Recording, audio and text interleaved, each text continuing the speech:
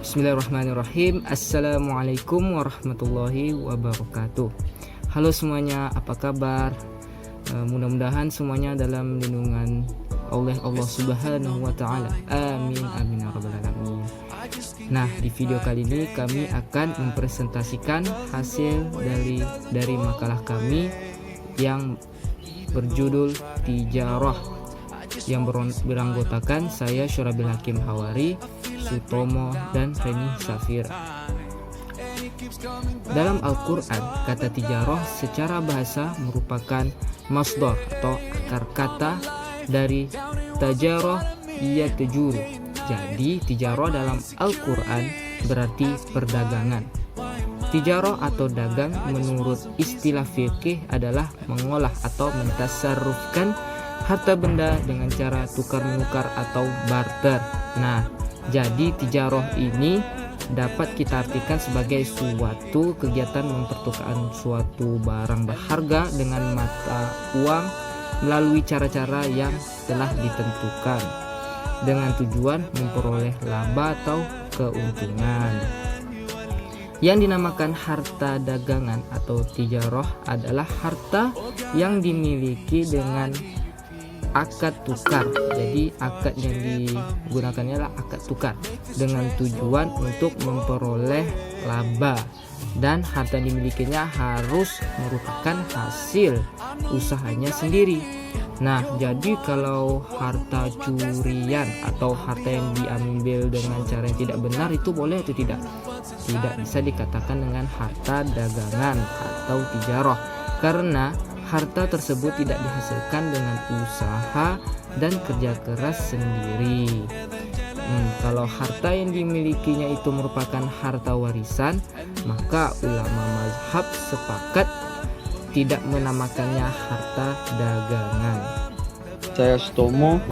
Saya akan menjelaskan tentang secara istilah terdapat perbedaan orientasi di antara para ulama dan mendefinisikan istilah tijarah sebagai berikut. Yang pertama, menurut Ar-Rakib Al-Asfahani, tijarah adalah mengelola modal untuk mencari laba atau keuntungan. Yang kedua, menurut Al-Jurjani, tijarah adalah ungkapan tentang membeli sesuatu untuk dijual karena mencari laba. Yang ketiga, menurut Lois Ma'aluf, kata tijarah mencakup dua pengertian, jual beli dan tujuan mencari laba dan sesuatu yang diperdagangkan. Baiklah, saya akan melanjutkan penjelasan dari Sutomo, yakni pembahasan tijarah dalam hal ini mencakup tentang jual beli menukar suatu barang dengan barang yang lain dengan cara yang tertentu. Jual beli dalam bahasa Indonesia berasal dari dua kata, yaitu jual dan beli. Yang dimaksud dengan jual beli adalah berdagang, berniaga, menjual, dan membeli barang. Ada tiga macam jual beli gharar yang dilarang. Yang pertama, gharar karena barangnya belum ada atau al-ma'dum. Contoh dari jual beli al-ma'dum adalah apa yang terdapat dalam hadis Ibnu Umar radhiyallahu anhuma, bahwasanya beliau berkata, Nahan Nabiyyu sallallahu alaihi wa ala alihi wasallam an bai'i habalil habalah. Artinya, Nabi Shallallahu Alaihi Wasallam melarang menjual anak dari anak yang berada dalam perut unta. Hadis riwayat Bukhari Muslim. Yang kedua, gharar karena barangnya tidak bisa diserah terimakan atau al-ma'juz an taslimihi, seperti menjual budak yang kabur, burung di udara, ikan di laut, mobil yang dicuri, barang yang masih dalam pengiriman. Yang ketiga, gharar karena ketidakjelasan atau al-jahalah pada barang, harga dan akad jual belinya.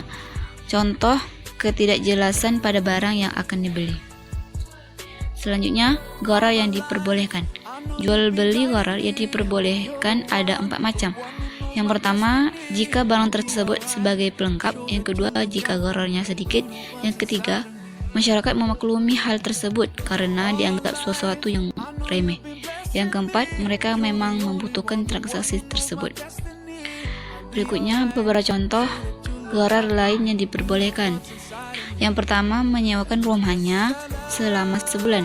Ini dibolehkan, walaupun 1 bulan kadang 28, 29, 30, dan bahkan 31 hari. Yang kedua, membeli hewan yang sedang mengandung dengan adanya kemungkinan yang dikandung hanya seekor atau lebih, jantan atau betina kalau lahir sempurna atau cacat.